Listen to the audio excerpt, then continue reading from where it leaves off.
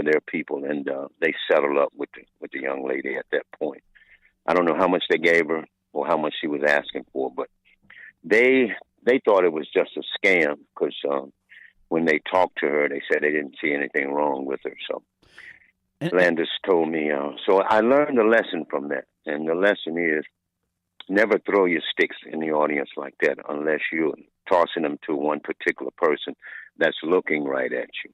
Mm-hmm. But, I some guys grab them by the tips and flex them out where they turn.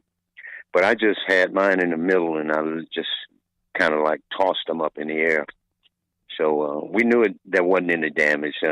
She wasn't hurt, but it may have hit her, but it didn't hit her in the eye or the face or anything like that. So that was a rare moment there. Wow. And other than that incident, what's it like working with John Landis, though? Well, I won't say anything bad about John Landis, even though I could. But I think he's a very talented director and producer.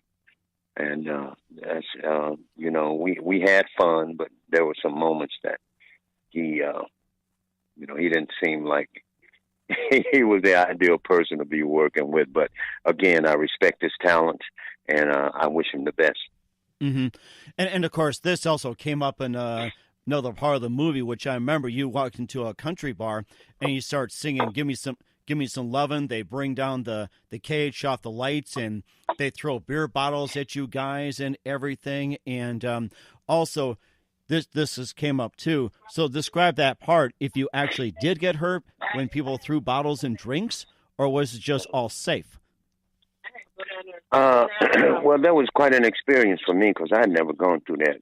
The generation before me, like Isaac Hayes, the guys that were a little older than me, as I was coming up as a youngster, I did hear them mention that they had played in places like that in rural Mississippi and rural Arkansas. They all swore by it, and they all called the same club, and where people would actually throw bottles, real bottles of beer. They use candy glass. They use candy glass in the movies, but I was told by Isaac Hayes that there was actually a place like that in Arkansas. That it actually did throw actual beer bottles? Yeah. Mm-hmm. Yeah. Wow. And we're glad you didn't get hurt, though. I wouldn't have any idea. I'm quite sure some people may have gotten hurt in the past, but I never experienced it. They used candy glass in the movie. Okay. And they had water as a substitute for beer. Okay. Well, that's good, too. We're glad everything's okay. And, of course, we have a few minutes left here. And, of course, you've been drumming for a while. Who would you consider your greatest influences when it comes to music and drumming? Drumming would have been Elvin Jones from the early 50s, from the 50s and the 60s. When I was young, I bought an LP. And inside that packet was not only the album that you could listen to him play on, but there was also an instruction booklet that taught you what they call cross-sticking and different positions. And so Elvin was my heaviest influence. But when I came to Stax Records, or prior to that, I had always admired Al Jackson Jr. Mm-hmm. He was the drummer for the original Booker T and the MGs, and he was a house drummer for Stax Records from the beginning up until his death in 1975. Mm-hmm. Wow, that's something too. And of course, you have numerous drummers, from your generation and today. And what are your thoughts on today's drummers? Oh, man, they're outrageous. They are fantastic. I was telling a friend of mine, I say, we were talking about drummers, and to a lot of people, I'm admired, for the stuff that I played on, and I appreciate that. That's a gift. And so when we get into the subject of these younger drummers, like I go on Facebook, and I look up these guys, or YouTube, and I look up these drum competitions, and man, these young kids are amazing. I can't even describe it. Whereas when I came up through school, we only had 12 rudiments. Now I think it's maybe 50 or more. Wow. There's more than 12, in other words, what I'm getting at. So they're more advanced, and they sound great. I love them, man. I wish I could play as well as some of them that I hear. Well, you kind of established the bar as well, too, and in terms of rock, pop, country, R&B, hip-hop, and everything, who would you consider one of the better or best drummers in today with all the genres we've mentioned? Well, Harvey Mason has always been a fan of mine. I don't know of any. I'm sort of out of the loop now since my wife became ill. I spend a lot of time with her now. I don't do as much traveling, and I don't do as many recordings as I once did. So I'm not familiar with who's the best drummer out there now. But I tell you, Harvey Mason, he played on all the Brothers Johnson stuff back in the day. He did a lot of Quincy Jones stuff. He's just an amazing drummer. And he played on a soundtrack to the movie Truck Turner by Isaac Hayes. Harvey accompanied me with some percussions on that album. I mean, I did all the drum tracks, but Harvey came in, and he and I both put percussions on that soundtrack.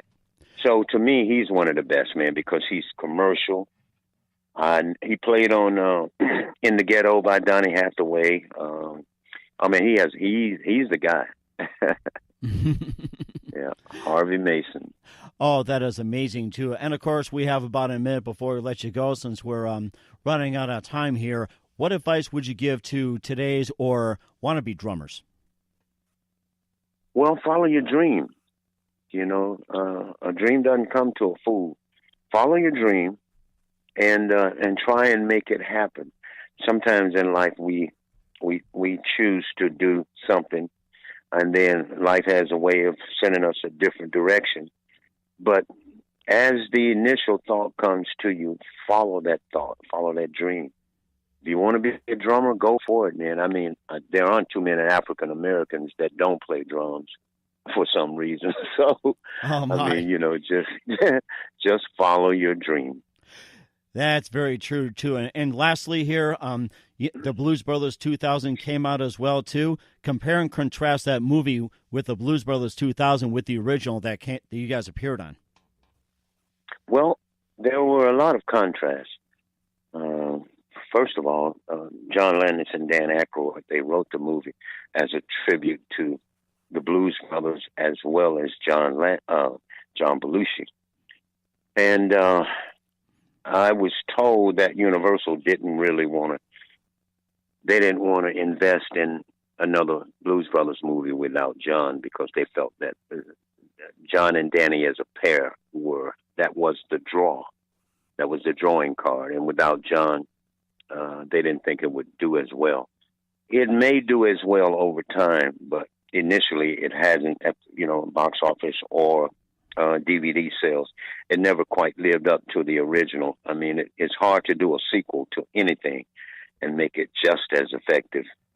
But there were a lot more entertainers in Blues Brothers 2000. And we had fun making the movie. The budget wasn't as high as the original, but they did well with what, they were given to film with.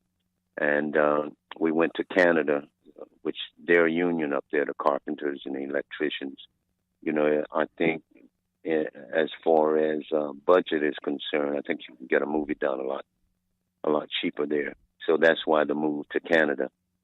And I enjoyed on the second one, on Blues Brothers 2000, I enjoyed collaborating with all the other entertainers, Isaac Hayes, Coco Taylor, Lou Rawls, B.B. King. And as we know, man, almost a third of those people have passed. Mm-hmm. And so the people that own both Blues Brothers and Blues Brothers 2000, I think they have the archives. They've got these people in their movie that, that have passed on in the recent decade. And so it's like a piece of gold, both of them. So yeah, the comparison is kind of shallow. The first one was humongous, and the second one just just haven't lived up to its potential yet. Mm-hmm. And do you guys have any other projects or any upcoming works in the future?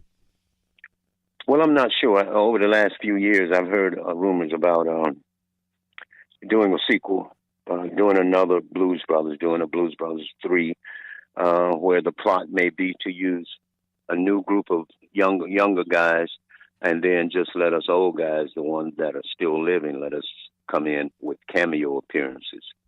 So I don't know, but I've been hearing this rumor for about almost 3 years now, so we'll see.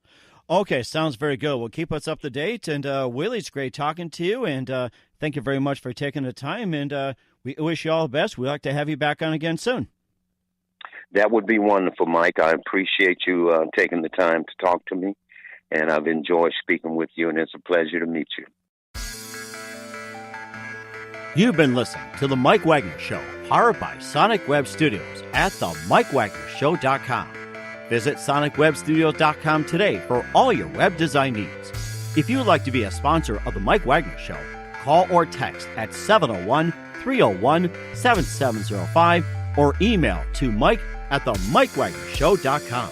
If you're a listener and would like to support our program, visit themikewagnershow.com and click on the support button and donate today. Thanks for listening, and tune in again next time on The Mike Wagner Show at themikewagnershow.com.